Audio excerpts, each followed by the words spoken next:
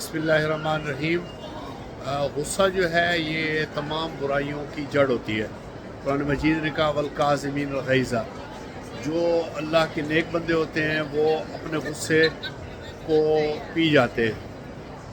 गुस्सा कुछ लोग कहते हैं हराम है, ये एक नेचुरल चीज़ है, आ जाता है, लेकिन इसको काबू पाने के लिए क्या होता है कि आप 9 सेकंड से लेकर 30 सेकंड तक कोई जवाब ना दें, बिल्कुल खामोश हो जाए, फिर सोच कर जवाब दें। आपको एक टाइम मिल गया है, ठीक है। तो उसके बाद क्या होगा कि आप जब बैठे हुए हैं तो लेट जाएं, अगर लेटे हुए हैं गुस्ल करें। गुस्ल में ये होता है कि ये गुस्सा शैतान की तरफ से आ गया है। तो अगर आप पानी का इस्तेमाल करते हैं तो आग बुझ जाती है।